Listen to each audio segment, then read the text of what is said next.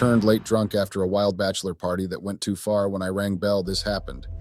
This is one of the craziest things that has ever happened to me, and it changed my life.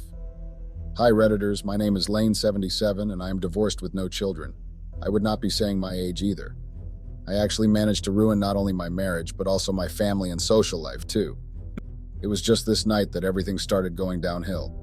My car was gone, like disappeared into thin air from what I could tell. I did not see my car where I had left it and I was shocked. I had to make some calls to ask what happened after the party. It was just the night before, so I doubt that something had happened to a car that was parked in a secure compound. And then I quickly remembered something and checked my purse, only to find that the key was no longer in it, but I did not remember losing it since I never pulled them out the previous night. I was panicking and I knew I would be in serious trouble if Zane, my husband, was going to find out that I had lost the car he had gifted me after our wedding. But I also did not want to lie, so I decided to call him and tell him. He was pretty understanding, so he would not fault me too much if I told him rather than him finding out about it himself. So I rang him up, trying and failing to hide the panic in my voice as I spoke to him, and told him that I could not find the car where I had left it the previous night, and he only chuckled on the other side of the line. I got confused and asked him why he was laughing, to which he responded that he had left home earlier so he could get the car taken to a mechanic for some maintenance, and I could not help the sigh of relief that exited in my body, which only made Zane laugh some more. Now, the reason why I was looking for my car in the first place was actually a party. What would a married woman be doing at a party, you might be wondering? See, I was invited to a bachelor party, and the bachelor party that I was invited to was not like your everyday bachelor parties where maybe it would just be ladies renting out the VIP lounge of a club or something, or maybe men going to a strip club or something before the weddings. This one was a mixed party, with both the guys and the ladies partying out in a mansion. A friend's mansion, actually. I promised my husband that I would be home before it got too late or too dark, and that if it got too late, I would call him to come pick me up. I was getting drunk and I tended to cry and pass out when I got drunk, and I'd sooner bite off and swallow my tongue than embarrass myself in front of so many people. So I decided that I would leave before I was too far gone and make it in time before Zane got worried about me. I did not expect that I would stay there for so long. I did not even plan to stay at the house for too long. But before I knew it, I had stayed past midnight and even ended up participating in certain games at the party, some little sort of childish games, and I ended up drinking so much that I could feel my eyes stinging, and I decided that it was time to leave, so I went to the guests of honor who happened to be friends of mine and bid them farewell. The lady, my childhood friend named Melody, whined and begged me to stay longer, but I only laughed and told her that I really had to go, so she agreed finally and let go of my arm so I could leave the house and head home. I told my friend that the plan was to call Zane to come pick me up, so I would need to go outside to make the call. I had been calling Zane for a while and he was not picking up. I was more or less panicking, but I knew that I could not drive home anymore, so I would have to take a cab or maybe call a designated driver. But the designated driver might just get me kidnapped, or so my paranoid self thought, so I decided that I would take a cab home for the night. I took a cab and I was dropped off close to my driveway. I staggered my way to the door and struggled to get the door open with my keys, but while the keys fit in the keyhole, it simply would not budge, so I decided to poke around at the side of the door to find the doorbell. I did just that and I rang the doorbell, pressing constantly because my drunk self thought it was fun to push on the button. A very pissed, and I don't know how to describe the other emotion on his face, came out to open the door. I found myself trying to force myself to sober up. I mean, it was a funny sight to take in with me. So drunk and trying to straighten up in the heels that I had walked out of the house in because I saw my husband's face. He simply raised a brow and crossed his arms over his chest before leaning against the door frame to observe me more. I was squirming under his critical gaze as we had a staring contest. A staring contest which I quickly lost because I could not keep staring into his cold eyes. Finally, it was a sigh, a very angry sigh from Zane that broke the silence, and his words made me stumble backwards. Zane told me to go back to where I was coming from, and my eyes went wide and I shook my head rapidly and I asked him what he meant. Zane only let out a dry laugh and told me he was teasing me and that I should get my drunk self inside before I embarrassed him more. I was scared, but the smile Zane gave me made me relax.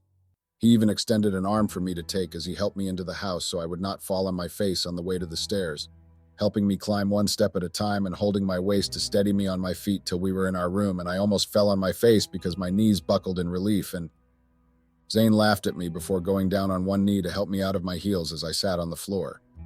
I thanked him, feeling embarrassed and shyly looking off to the side while he worked and rubbed on my ankles too. He ran a bath for me and told me to go in while he made the bed so we could go to bed.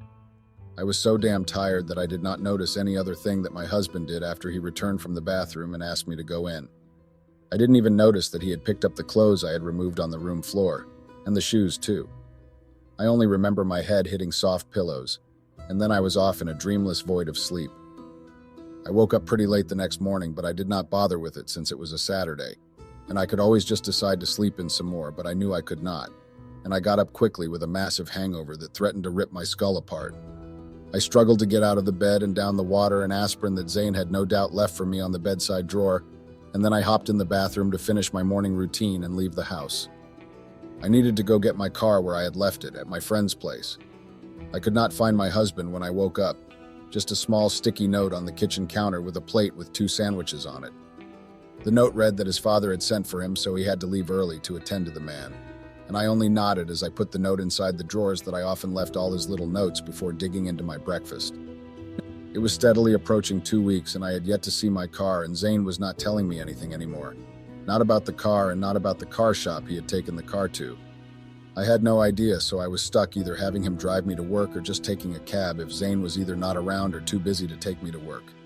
Of course, I had been asking Zane about my car and when I would be getting it back, but Zane always gave me vague answers like later, or he would call the mechanics or call the shop to ask about the car and the progress of the servicing. And knowing Zane and his temper sometimes when I nagged too much, I made sure to swallow all unnecessary comments and stop asking about the car. I felt that he would give me a definite answer when he was ready to talk to me. Zane stopped eating my food a week later after the last time I had asked him about my car and decided to let the matter rest. He would always say that he was not hungry or that he was not in the mood to eat what I had prepared for us, so I would end up eating dinner and breakfast alone every day. I did not know if he was sick or something else was wrong with him, since I did not see or notice any tells that he was sick, and he did not look wrung out like he did when he was feeling burnt out. He was just unnaturally cold to me. I was perplexed and I did not know what to do, so I called his older sister. She had picked up the phone asking who was on the line, and I had frozen up. Zane's sister was someone I talked to a lot, so she would definitely have my number, but here she was, on the other end of the line asking who it was that she was talking to. I quickly gathered my thoughts and told her that I was the one calling. I called my name, saying it was me talking, and the woman's voice turned cold as she demanded to know the reason I was calling her. She was rude and harsh about it, and I could feel my temper rising, but I stamped it down, reminding myself that my sister-in-law was far older than I was, so I kept my voice calm and respectful. I told her that her brother was not eating at home anymore and that I was worried about him. She asked if it was her business to know about her brother's dealings and why I would be calling her to ask her such things. I replied saying that I was just scared for him and I wanted to confirm if maybe he had said something to her about what was wrong with me. My sister-in-law suddenly turned hostile and asked if it was my business what he might have told his family members in private and why I would want to concern myself with whatever it was that he was doing in his free time. I had never heard my sister-in-law so harsh with me before. She was literally yelling on the phone. I quickly apologized profusely, tears welling in my eyes, and she replied that I would have nothing to be sorry about if I learned to mind my business, and that I should endeavor to avoid calling her for useless matters again, and she promptly hung up, the receiver slamming down harshly as she put it down and the line went dead. It continued like that. Zane did not really have time for me anymore, and just like he started to avoid having dinner with me, it evolved into Zane straight up rejecting my cooking on the grounds that it was not what he wanted to eat at that moment. The dishwasher started to fill up with more pots and pans than what was normal in 24 hours, and the fridge had more leftovers all in plastic containers that now had labels on them. Some were labeled Zane, and I was asked no to tamper with them. Zane and I slept in one bed, but it did not feel intimate as before anymore. It was like a wide space had formed between us, and Zane had no intention of making a move for either of us to cross to either side and meet each other. It was like Zane was comfortable with all of it and even encouraged it. It was during a girls' night out with my friends, Melody, Tasha, and 2 others, that I finally broke down after a few rounds of shots and other drinks. I was crying when I began to complain about what had been going on with Zane and I, my head on the shoulder of Melody's while I cried. Melody, of course, comforted me, rubbing my back and shushing me with soothing encouragement and teasing me alike just to get me to relax, to calm down. My other friends followed suit and joined Melody in trying to comfort me, but from the corner of my eye, I saw Tasha roll her eyes, and this was followed by her clicking her tongue, and she proceeded to ask me if I was that much of a child to come crying over a simple matter such as a man ignoring me. I looked at her and angrily retorted that the man in question was my legally wedded husband. Tasha rolled her eyes again at anger. I had raised my voice at her words, but she only laughed lightly and told me that the answer to my problem was as easy as my coming out for girls' night to grab some drinks. I was puzzled by this, and Tasha gave me a look that said she was unimpressed. I asked her what she was talking about, and she laughed again, telling me that I could always just corner him at home and seduce him into talking about what was wrong with him. It made so much sense in my drunk mind, and my demeanor changed as my mood brightened up again and I was calling for another round of drinks again. But I missed the weird look that Tasha and Melody were giving me. Melody's was one of worry and panic, but Tasha's was unrecognizable, and I should have heeded the warning bells that were going off in my head. But I was too drunk and excited to dwell on it too much, so I went back to making silly toasts with the girls as we laughed and partied long into the night. It was a weekend after all. My rings disappeared a month later. One was a pretty little silver band with a beautiful cut diamond on it, and the other one was a plain silver band but was made with a layer of silver on top of the band rings. These very significant rings disappeared. The first ring was my engagement ring, and the second one with the more intricate design was my wedding band, and it was gone. I had probably lost something as nice as them. I had only taken them off to do the dishes as usual, and my husband had by the time I was finished with my chore. Other rings had vanished into thin air. If I remember correctly, Zane had walked into the house briefly while I was in the kitchen, and he had called out to me.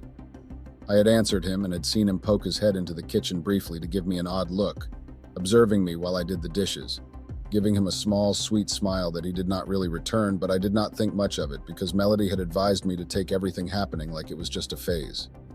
My rings had disappeared afterwards, and I did not see any sense in faulting Zane as the culprit, because he had next to no reason to take the bands that he had given to me himself.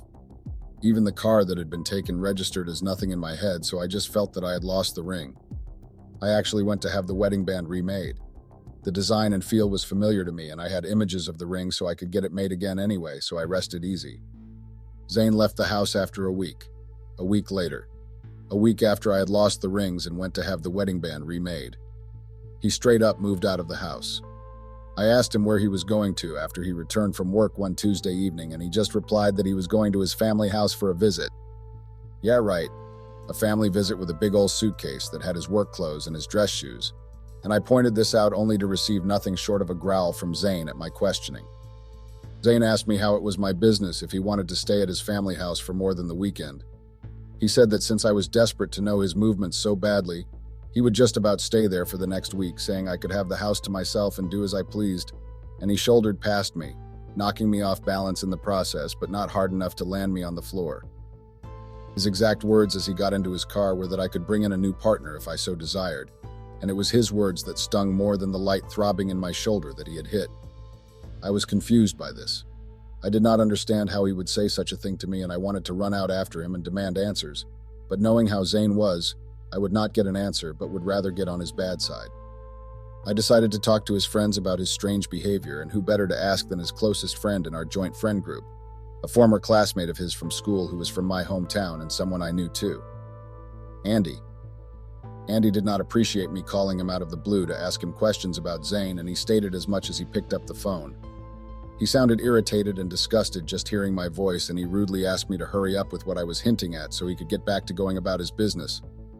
I apologized almost as rudely and assured him that I would not waste his time, as I only needed to hear from someone as close as he was to Zane, without being family, about his strange behavior.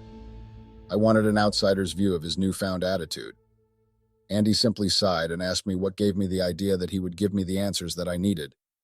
There was that curt tone that was bordering on rude, and I could barely contain myself at this point. My in-laws had been rude to me already, and I also did not appreciate being spoken to that way by a person I pretty much grew up with. I hit Andy with my displeasure, and the man just sighed, apologizing and explaining that he did not know how to relate with me, so he had to be rude. I told him I was confused, and he only asked me to go and check our friend group chat. He said I might find some answers in there, and the line went dead before I could question him further. Andy did not pick up another call after that, not even the next day. I had not been active in the group chat for a while, so I did not even understand what Andy had been getting at, but it still irritated me that I needed to check a group chat to know what was wrong with my husband rather than him telling me by himself, even while we shared a bed, up until the point that he was quite literally running away from me at this point. I got on the group chat again, and so many messages began to pop up, so quickly that I was not able to keep up, but one pointed message from Tasha tagging my profile with words shameful, caught my eye just as quickly as it slid past and other messages rolled in. Suddenly, a video was tagged in the chat and passed quickly, the video that I had missed earlier, so I quickly marked the message with the video tag for later, while the sea of messages continued to grow until it ended up with me being straight up booted from the group, like removed from the group. I could not reply to any of the messages anymore. I could tell from the date that I was removed from the group chat around a week ago, and since I did not open the group for so long, I could still see messages. I was shocked by this, but I decided I would ask questions about that later since I had something more important to deal with, so I decided I would just scroll through all the messages from before I was removed from the group. The messages were around 2 months old. The timeline coincided with the time Zane started to act weird at home. I was still scrolling through and reading some frankly disturbing messages that all hinted at me being an evil woman, and some messages shunning Melody for trying to defend me, threatening to kick her out of the group if she continued to defend me, so Melody went silent while the others continued to send messages. And then I saw a message from Zane saying that it would be better to talk when the subject of the matter, the root of the problem, was removed from the group first. The messages there contained detailed plans for Zane to leave the country and maybe find new pastures, and these sort of confusing messages continued until I was removed from the group. I was still trying to make sense of the cryptic messages when my phone began to ring. A call from Melody that I was going to straight up ignore because I was in no mood to speak to anyone, especially one of my friends who apparently had a hand in my husband's recent behavior. But Melody was quite determined and kept calling after I had missed the call, and even after I had cut the call, refusing to answer. I decided to just humor her determination because, after all, I could always go back to what I was doing after the call. My friend Melody sounded frantic on the phone as I picked up the call. I could barely make out what she was saying over her panicked muttering and shrieks, so I told her to calm down and talk to me, to speak clearly. Melody told me that she was going to send me a text message with an attachment, a video attachment, that I needed to watch immediately. I dropped the call. She also said not to scream or do anything too rash, but to rather call her back immediately after I had watched the video first. I obliged and I hung up so I could read the text and watch the attached video. The camera shook a bit as the person behind the camera adjusted the angle a bit. I could see familiar silhouettes, and then the camera spun rapidly to land on a scene with a bunch of people gathered in a circle, chanting loudly and laughing while they held onto glasses of champagne and vodka and beer bottles. The cameraman walked forward and pushed through the crowd, a flashlight turning on to light up the scene in the otherwise dim-lighted room. In the middle of the circle sat a man with a woman on his lap. The woman on his lap, with her arms around his neck, was wearing a top familiar baby blue, flared ankle-length gown with a slit up to mid-thigh, and familiar sparkly block-heeled strappy heels. Her hair was done in a simple side-swept style and her earrings were silver hoops. The woman was me and my lips were on his. That outfit was exactly what I had worn to Melody and her fiancé's bachelor party a while ago. I was screwed and I was so close to a panic attack as I forced my shaking hands and body to ease up on the tremors and dial up Melody again. It was the very same video that I had seen in the group chat before I was removed from the chat. The video that Tasha had tagged me with to call me a shameless woman, and that Zane had actually dropped in the group, as I had seen, and left to reply after a few days. I was shaking in my boots, shaking from my head to my toes as I looked at my feet, barely hearing Melody screaming at me to calm down over the phone. I did not even realize that I had called her back, but what I did realize after a minute of staring at the floor was that my vision was blurring and my thighs were getting wet. Tears. I cried as I sat motionless on the couch and eventually had to drop the call so I could crumple to the floor and curl up into a ball to cry some more loudly till I fell asleep, mostly from exhaustion. I fell asleep on the floor and woke up to the sound of my phone ringing. I had gotten so many calls from Melody and some worried texts too, so I groggily texted her back that I was okay and that I would see her later so we could talk, and then I got up to get ready for work. I tried calling Zane to talk to him, but he either ignored my calls or told me that we had nothing to talk about. I tried to go see him too, but he refused to see me, and his older sister disgraced me out of the compound, calling me names and hitting me, and she told me not to come back and look for her brother again, since he himself did not want to see me anymore. I left in tears, sobbing in the back seat of a cab as I made my way back home. I was still making sense of everything when Zane called to say he sent me a text and told me to call back after I saw the contents. The sight of that video again had me tearing up again, but I decided to suck it up and call Zane, who started the talk with asking how the video was, if I enjoyed the view, to which I shakily answered that I did not, and Zane chuckled at my answer. Me, why I denied not enjoying the view. Zane told me not to deny anything, pointing out that I was enjoying myself so much in the video that he doubted that I was even sorry. I tried to speak, but Zane shut me down, saying that he would be the one doing the talking and I only had to listen. He told me that he would be leaving me to do as I pleased and to move on with whoever I wanted without any restraint or hindrance, since he would also be leaving to do as he pleased. He admitted to being aware of the video long since the day of the bachelor party, and he had already made up his mind about it, so nothing I did would change his mind. Zane said this with finality and hung up, leaving me to my devices, well, tears actually. All efforts to get back in contact with Zane proved fruitless and a total waste of time because he did not pick up the phone, still wouldn't see me, and certainly gave me no room to explain myself in any way. So I was stuck waiting for when Zane would deem me worthy of his presence and agree to speak with me. It was a month later that I saw Zane again, and it was in my office that we met.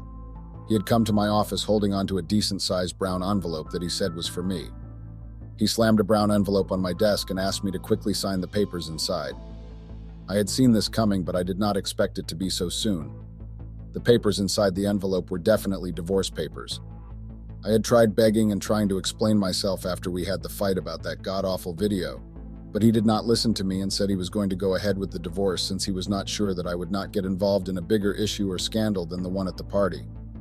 Zane was already a free man in his books, since he did not look at me anymore, did not treat me like a wife anymore, and we were just housemates at this point. He was just waiting to finish processing the divorce papers so we could both sign and dissolve the marriage completely.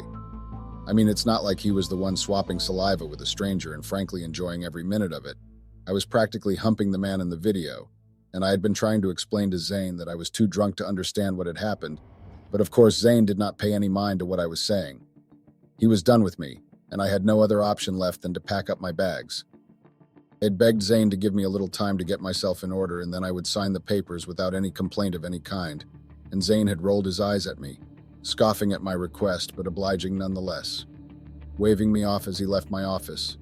He had actually been quite civil about the matter, but I knew very well that it was all only because he did not wish to have any embarrassing moment or disgrace of any kind attached to his person, so he had come to the office quietly and had not yelled at me as he demanded I sign the papers. He was angry. He was beyond angry, even. I looked at the documents again as I left my office, heading home. Well, not really home since it lacked the usual warmth, and Zane was currently crashing at his sister's place. I had taken to living there for the past 3 months since I had confronted him, and we had talked about that godforsaken video, and he lashed out, pulling me to our former, thank the heavens, soundproofed shared bedroom where he proceeded to berate me and call me names from whore to using some other expletives to describe me, and saying that a cheater had no right to question him who had been so faithful to me since before we were even married. His words had frankly hit me where it hurt and had left me completely speechless before him. Zane had always been a master at hiding his emotions and reactions so well that he only let you see what you wanted to see. I knew him that well. But I did not know him well enough, apparently, because as soon as those papers were in his hands, he immediately ordered me out of the house. I was taken aback. Zane explained that everything that had happened had been leading up to that very moment. The moment when I would leave his house and I could feel my eyes and cheeks getting wet. I was crying. Zane merely rolled his eyes and asked if witches cried in any other situation other than the bedroom, and I choked on a sob as I asked him what he meant, and another voice from upstairs. A labored voice answered for Zane from upstairs. It was Zane's older sister wheeling a fairly large suitcase down the stairs, panting in exhaustion before finally giving up and throwing the box down the stairs in anger. Zane laughed at his sister when she panted out that she did not know how a woman that was not serious about marriage could own so many belongings in the house of a man she had no intention of staying with. The siblings laughed together at their own joke at my expense while I just looked on dumbfounded as they played with my misery, and while I did not want to give them the satisfaction of seeing me break, I could not really help it. I broke down there and then and cried like a child while the siblings scoffed and called my tears of anguish crocodile and walked past me. Zane stopped in his tracks and told me to ensure that I leave the house soonest, by evening or right away if I could even. He added that I should leave the other clothes in the wardrobe, that is, other than the clothes in the suitcase that his sister had dragged downstairs. I did not need to pack them up as well since it was Zane himself that had gotten those clothes for me. Zane looked at me with disgust and told me that he would rather burn them than let me take them with me since I would not be taking the rings in the car too. I turned sharply at this and found Zane staring at me with a sad expression before he rolled his eyes and walked out of the house to meet his sister who was waiting for him in the car. Zane had been the reason why the rings were gone. I did not lose them. and the car was not at an auto shop for repairs or maintenance. Zayn had taken everything that he had ever given me in the marriage.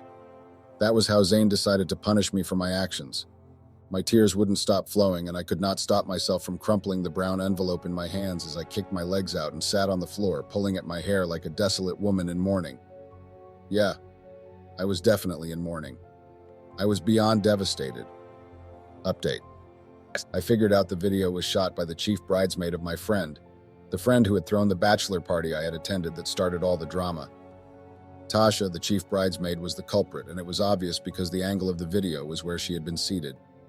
Tasha had her eye on Zayn for so long, and the party was the perfect excuse to drive a wedge between Zayn and I.